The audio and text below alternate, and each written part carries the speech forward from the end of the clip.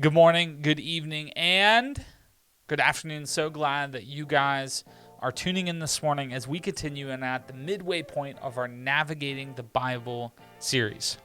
So when I was a senior in college, I was able to go on a service learning trip to Israel. And Israel is obviously the story where most of the majority take place. It's the land where most of the Bible actually happens.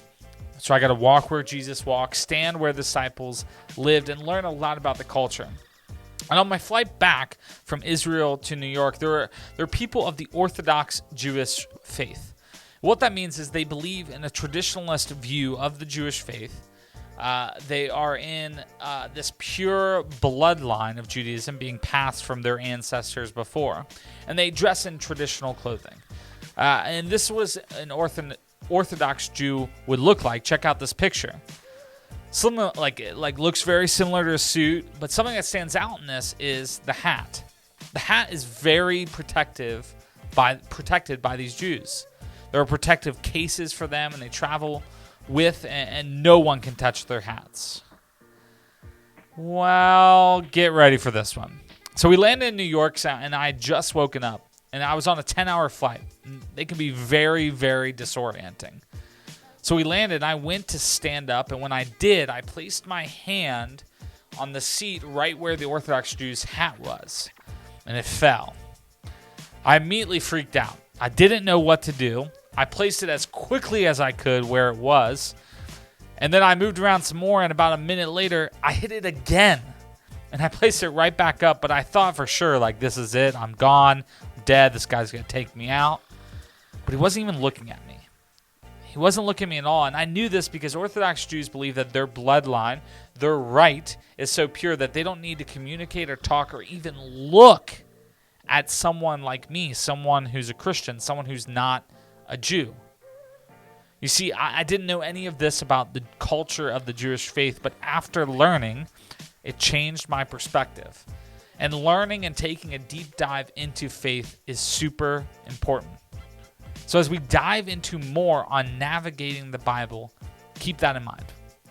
Today I want to get through the rest of the Old Testament. And so last week we talked and learned about the Jewish faith, what it contains in each book and what's called the Tanakh. And the Tanakh has 3 separate sections for the Old Testament. So last week we looked at one of those sections, the beginning of the Bible, the Torah. And that's the first 5 books of the Bible, and we learned that God's promised to use his people to change the world. That's what he promised to all.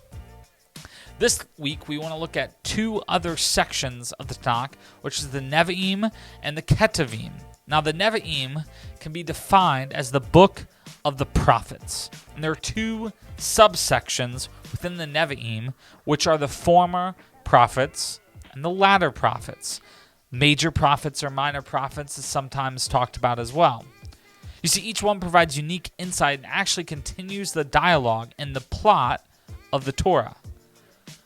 The former prophets contained in that section are Joshua, Judges, 1st and 2nd Samuel, and 1st and 2nd Kings.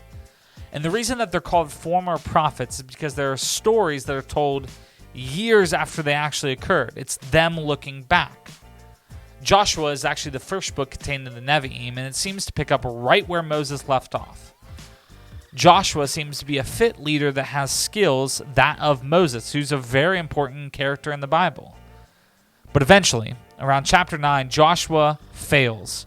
And it starts this long line of prophets, kings, and priests that failed the people of Israel, and we see this overall turmoil take place. And it wasn't until actually the kings of David and Solomon that the game seems to change a little bit. You see, David is seen as a man after God's own heart. And God reestablishes this promise of a new leader to come, and specifically, he will come from the line of David. He will be David's great grandson. And David and Solomon both have moments where they fully trust God, and we sort of see this thriving time happen. But just like all of the leaders before, they eventually fail, and they slip up in their faith. This entire section of the Nevi'im is a look back on the stories of the prophet in a way that is different. Even in the disappointment of people like Joshua, David, and Solomon, there was a language of hope because the writers knew that this new leader God has been promising will come.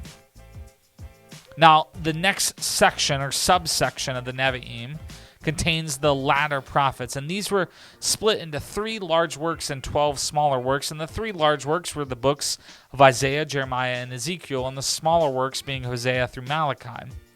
Now, this section of the Nevi'im cross-references everything from the Torah and the former prophets, and it wants to focus on continuing the story of God that has before. Basically, this story is being integrated together and continuing the narrative that God is looking to provide a new leader that is to come soon.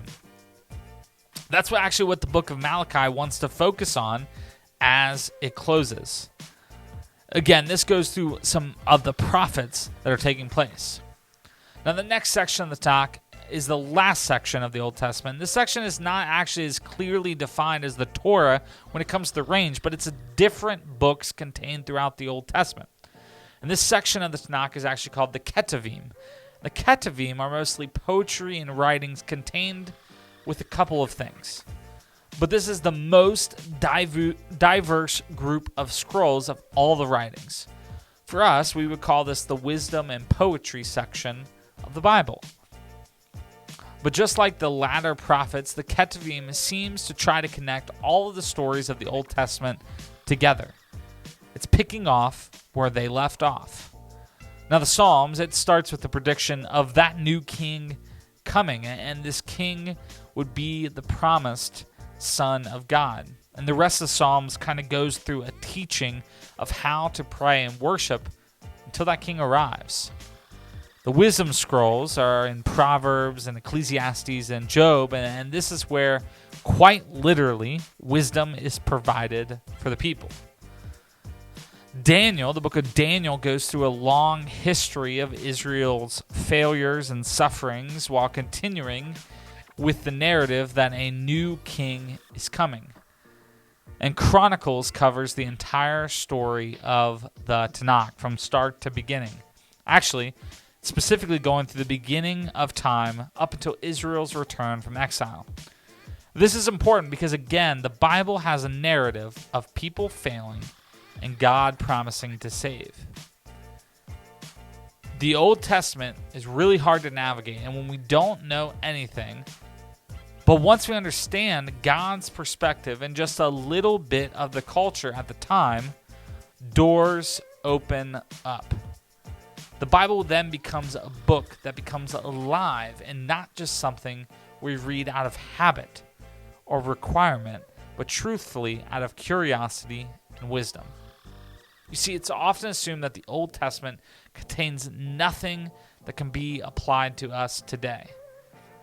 Now, if you read Leviticus, a book like Leviticus, and just try to apply the laws of the time to 2021, yes, it's not going to make sense. But when you take a second to understand the plot, the context, the things surrounding it, all of a sudden you see God's faithfulness through it all. So this week, as we dive into more scriptures of the Old Testament, take a second to sit and appreciate it. There may be times where a lot of questions come up, and that's okay. But what's not okay is not to search for those answers. The Bible has the answers, and sometimes we just need a little push to find them. Remember, go ahead and follow us on Instagram to find passages that you can read this week to learn a little bit more about the Nevi'im and the Ketavim, specifically of the Old Testament. And don't forget to be Jesus this week. See you guys soon.